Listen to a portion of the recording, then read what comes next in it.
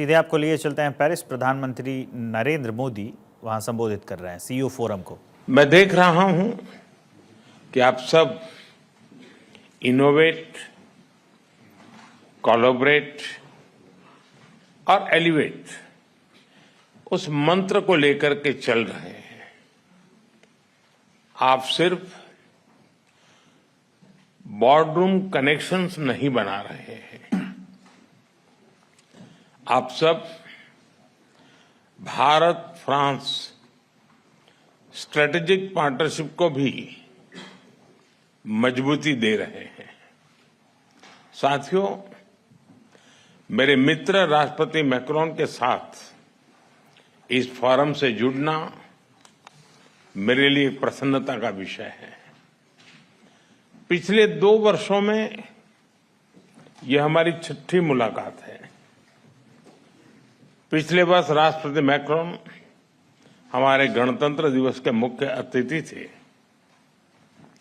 आज सुबह हमने साथ में एआई एक्शन समिट को चेयर की। मैं राष्ट्रपति मैक्रोन को इस सफल समिट के लिए हार्दिक बधाई देता हूं।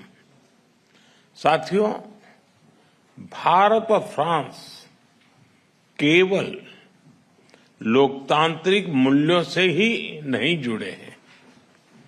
हमारी दोस्ती की नींव डीप ट्रस्ट, इनोवेशन और जन कल्याण की भावना पर आधारित है।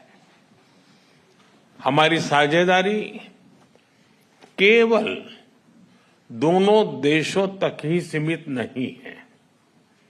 हम वैश्विक समस्याओं और चुनौतियों के समाधान में मिलकर सहयोग दे रहे हैं। मेरी पिछली यात्रा के दौरान हमने अपने साझेदारी के लिए 2047 रोड मैप बनाया था। उस पर चलते हुए हम हर क्षेत्र में सहयोग को व्यापक तरीके से आगे बढ़ा रहे हैं। साथियों, आप में से अधिकतर कंपनियां भारत में पहले से मौजूद है। Aerospace, ports, defence, electronics, dairy, chemicals और कंज्यूमर गुड्स जैसे अलग अलग क्षेत्रों में आप सब है और काफी एक्टिव है। कई सीईओ से मुझे भारत में भी मिलने का अवसर मिला है। भारत में बीते 1 दशक में जो बदलाव आए हैं उससे आप भली भांति परिचित हैं। हमने एक स्टेबल पॉलिटी और प्रिडिक्टेबल पॉलिसी, ये इकोसिस्टम स्थापित किया है। रिफॉर्म, परफॉर्म, ट्रांसफॉर्म के पथ पर चलते हुए आज भारत विश्व की 5वीं सबसे बड़ी इकोनॉमी है। विश्व की सबसे तेजी से ग्रो करने वाली मेजर इकोनॉमी है। जल्द ही दुनिया की 3री बड़ी इकोनॉमी बनने जा रहे हैं। भारत की स्किल्ड युवा टैलेंट फैक्ट्री और इनोवेशन स्पिरिट वैश्विक पटल पर हमारी पहचान है। आज भारत तेजी से पसंदीदा ग्लोबल इन्वेस्टमेंट डेस्टिनेशन बनता जा रहा है। हमने भारत में एआई, सेमीकंडक्टर और क्वांटम मिशन लॉन्च किए हैं।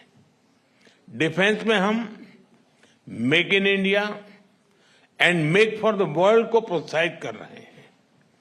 आप में से कई लोग इससे जुड़े भी हैं। स्पेस टेक्नोलॉजी में हम नई ऊंचाइयां छू रहे हैं।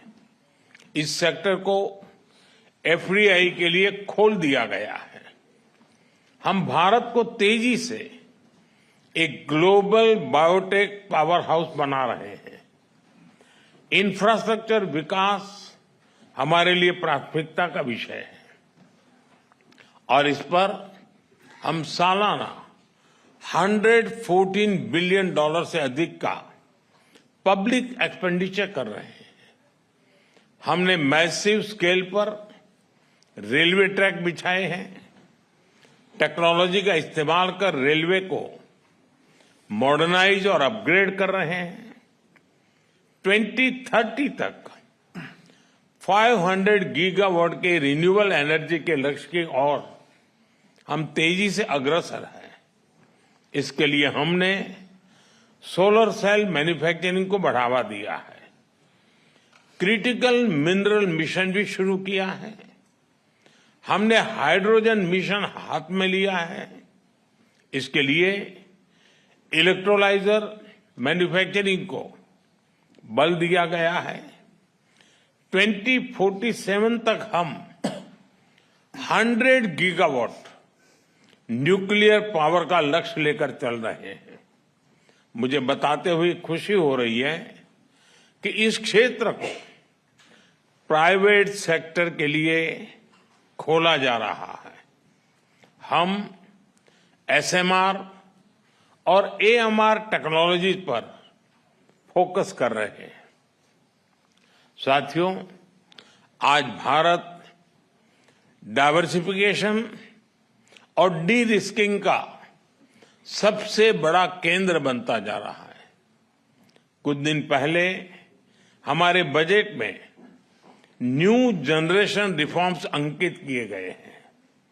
ईज ऑफ डूइंग बिजनेस के लिए नए कदम उठाए हैं। पिछले कुछ वर्षों में हमने 40,000 से अधिक कंप्लायंसेस को रेशनलाइज किया है। ट्रस्ट बेस्ड इकोनॉमिक गवर्नेंस को आगे बढ़ाने के लिए एक high level committee for regulatory reforms गठित की है। कस्टम रेट स्ट्रक्चर को रेशनलाइज किया है। अंतर्राष्ट्रीय व्यापार को आसान करने के लिए डिजिटल पब्लिक इंफ्रास्ट्रक्चर की मदद से भारत ट्रेड नेट की शुरुआत की जा रही है। ईज ऑफ लिविंग की दिशा में नया सिंप्लीफाइड इनकम टैक्स कोड हम ले आ रहे हैं। नेशनल मैन्युफैक्चरिंग मिशन की घोषणा की है और नए सेक्टर्स जैसे कि इंश्योरेंस सेक्टर को 100% एफडीआई के लिए खोल दिया गया है। इन सब इनिशिएटिव्स को आप जरूर ध्यान से स्टडी करें। मैं आप सबको कहता हूं कि भारत में आने का यही समय है, सही समय है। भारत की प्रगति में सभी की प्रगति जुड़ी है।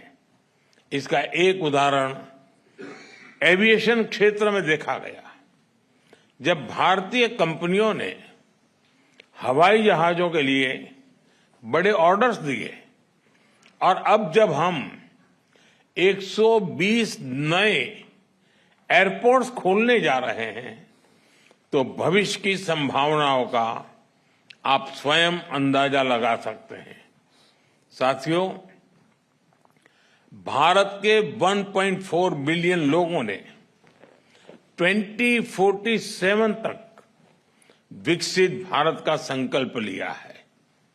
चाहे डिफेंस हो या एडवांस टेक्नोलॉजी, फिनटेक हो या फार्मा, टेक हो या टेक्सटाइल, एग्रीकल्चर हो या एविएशन, हेल्थ केयर हो या हाईवेज, स्पेस हो या सस्टेनेबल डेवलपमेंट, आप सभी साथियों के लिए इन सभी क्षेत्रों में इन्वेस्टमेंट्स और कोलैबोरेशंस की अनेक संभावनाएं हैं।